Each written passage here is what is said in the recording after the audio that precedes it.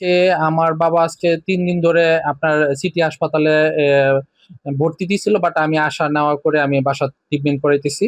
তো আজকে আমি সন্ধ্যার পরে আমি বাসা থেকে বেরোইছি।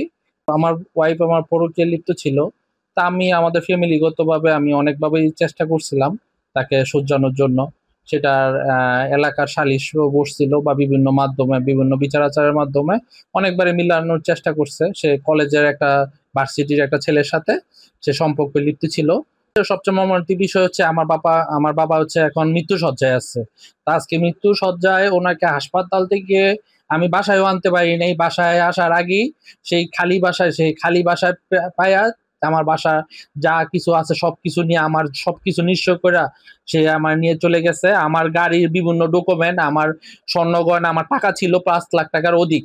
আর স্বর্ণ গয়না আমি তাকে ১১ ভরির মতো আমি বিয়েতেই তাকে দিয়ে বিভিন্ন ভাবে দিছি। আর আমার ২ ছেলের স্বর্ণ ছিল আরো ৩-৪ ভরির মতো, প্রায় ১৪-১৫ ভরির মতো আমার স্বর্ণ বাসায় ছিল। আর আমার কিছু নিজের আরো কিছু ছিল, বাট এইগুলি তো আর আমার পরিমাণ নাই। ভাইঙ্গা ভাইঙ্গা বিভিন্ন ভাবে আমি কিনছিলাম। এগুলি সবকিছু নিয়ে এসে আমার বাবা হাসপাতাল থাকা অবস্থায় যেই কাজটা করছে সেটা কোনো মানুষত্বের কাজ না। আর কোনো নারী জাতির কাছে এটা আমি আশা করিনি। আইনের কাছে আমি সহযোগিতা চাচ্ছি আইনের। আমি তার ন্যায্য বিচার চাচ্ছি। আমি আপনাদের সমাজে আমাদের যারা আছে সবার কাছে আমি ন্যায্য বিচার চাই। থেকে দইরা আমার ছেলের লোক এই সংগ্রাম যাইতে আছে, বউ পরকিয়া করছে, পরকিয়া থেকে তারা অনেক মনামিন্ন গেছে।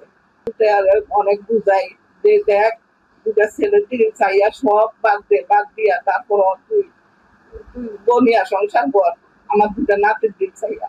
আমার ছেলের আমি অনেক বুঝাই, দুটা নাতির জন্য বউরে বাড়ি রেখে দিছি, গাড়ি রেখে দিছি, ১৫ ঘন্টা যা আছে ছেলের কামাই সব বউরে দিছে, তুইও বউরে শান্তি রাখতে পারে না। আমি পরকীয়া লিপ্ত হইয়া আমার স্বামী নিয়ে আমি হাসপাতাল আজ ৩ দিন দৌড়াদৌড়ি করতে আছি হাসপাতাল।